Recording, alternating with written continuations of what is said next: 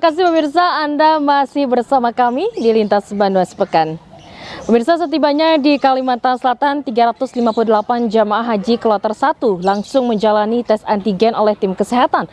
Hasilnya, seluruh jemaah kloter 1 dinyatakan negatif COVID-19. Sementara itu, sebagian besar jemaah haji yang mendapat penanganan medis setibanya di Banua disebabkan faktor kelelahan dan sakit ringan selama perjalanan, dan satu jemaah haji kloter 2 dinyatakan positif berdasarkan tes antigen.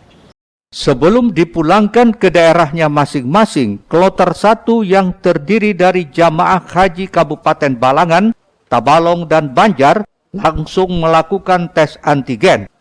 Pelayanan kesehatan ini merupakan kerjasama kantor wilayah Kementerian Agama Kalimantan Selatan dengan kantor kesehatan Pelabuhan Banjarmasin dan Dinas Kesehatan Provinsi Kalimantan Selatan. Ada 10 tempat pemeriksaan tes antigen yang disiapkan untuk percepatan pemeriksaan jamaah haji. Berdasarkan hasil tes yang dilakukan, 356 jamaah Kalsel dan 2 jamaah dari Kalteng dinyatakan negatif COVID-19. Terdapat pula 1 orang jamaah haji yang masih dilakukan observasi kesehatan di klinik debarkasi. Jika kondisinya membaik, maka jamaah akan langsung diperbolehkan pulang. Namun jika memburuk, akan dirujuk ke rumah sakit terdekat. Ada yang sakit karena hipertensi atau risiko tinggi, ada yang sakit yang hasil antigen nanti. Kita lihat nanti mana yang hasil antigen. Gitu. Tapi kalau yang hasil itu kan berarti sakit lama begitu, bawaan begitu. Tergantung nanti dari kantor pelabuhan, kalau itu nanti dirujuk ke rumah sakit. Kalau enggak nanti dirujuk ke daerah masing-masing sesuai daerahnya. Yang tadi yang Tanazul kan yang dari Kapuas sudah dibawa pulang. Oh, sudah bawa pulang, langsung bawa pulang Pak ya? Iya, sudah bawa pulang. Dan hasil pemeriksaan antigen tadi semuanya sudah diperiksa dan negatif semua. Negatif semua seluruhnya Pak ya? Iya.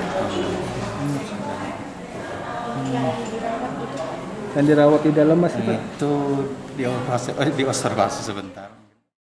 Awalnya keberangkatan kloter 1 sebanyak 357 orang, tapi di perjalanan meninggal dunia 1 orang, yakni Samsinah Usman asal Kabupaten Balangan, hingga totalnya tiba di Arab Saudi hanya 356 orang.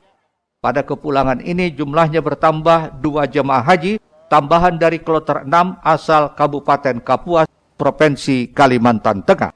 Ahmad Ramadhani, Banjar TV.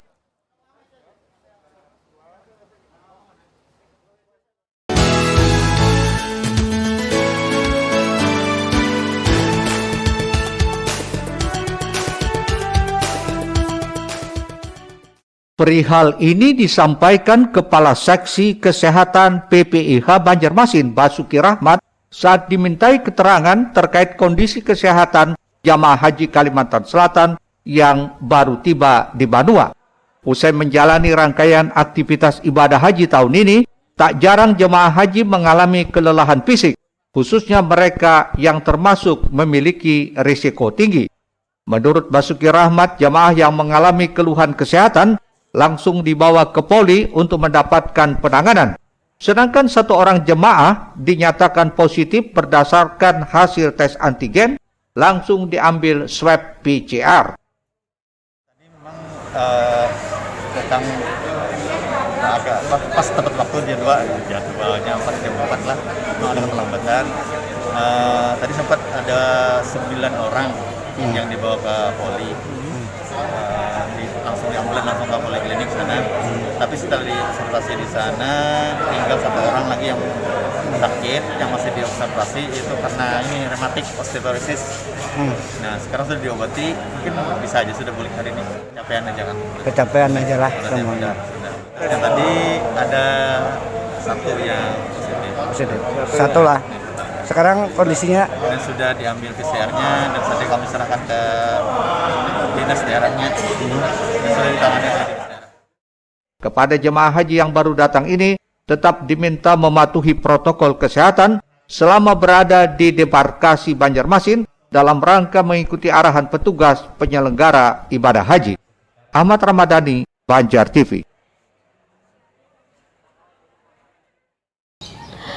Pemirsa, kasus kekerasan terhadap anak di Kalimantan Selatan hingga bulan Juni 2022 terjadi 171 kasus.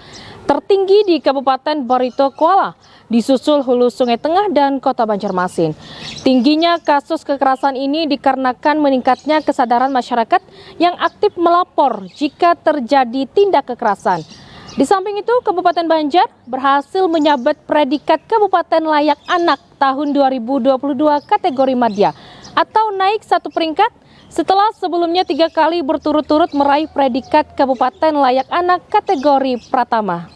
Kepala Dinas Pemberdayaan Perempuan dan Perlindungan Anak Kalimantan Selatan Adi Santoso menyebutkan, Kabupaten Barito Kuala menjadi tertinggi pertama kasus kekerasan anak dan perempuan, disusul Kabupaten Hulu Sungai Tengah dan Kota Banjarmasin. Posisi atau peringkat ini berdasarkan sumber data Simponi milik Kementerian Unit PPA per bulan Juni 2022. Dikatakannya tingginya kasus kekerasan terhadap anak dan perempuan tersebut dikarenakan meningkatnya kesadaran masyarakat untuk aktif melapor. Apalagi dengan hadirnya call center gratis 129 untuk pengaduan dari Kementerian PPA, sehingga korban kekerasan bisa melapor kepada pemerintah melalui sistem yang ada. Kasus kekerasan terhadap anak yang mendominasi di Kalimantan Selatan adalah kasus masalah psikis, disusul kekerasan seksual, dan ketiga kekerasan fisik. Ahmad Ramadhani, Banjar TV.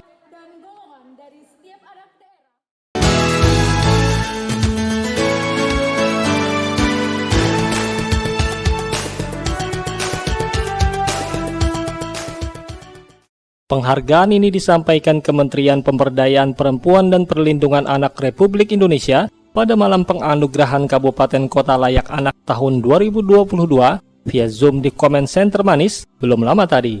Bupati Banjar, Saidi Mansur, mengaku bangga dengan capaian prestasi tersebut dan menyampaikan apresiasi kepada seluruh pihak yang turut berpartisipasi dan mendukung diraihnya Kabupaten Layak Anak kategori Madya di tahun ini. Mudah-mudahan penghargaan ini bermanfaat untuk masyarakat dan juga predikat Kota Layak Anak yang diemban pemerintah Kabupaten Banjar ini juga nanti akan senapas di realitanya ketika anak ini memang investasi kita semua yang nantinya akan mengisi pembangunan ke depan. Kita harus memberikan pemenuhan tersebut pada anak-anak kita, generasi nanti, sehingga Kabupaten Banjar baik di dalam maupun di luar pemenuhan anak itu dirasakan oleh masyarakat.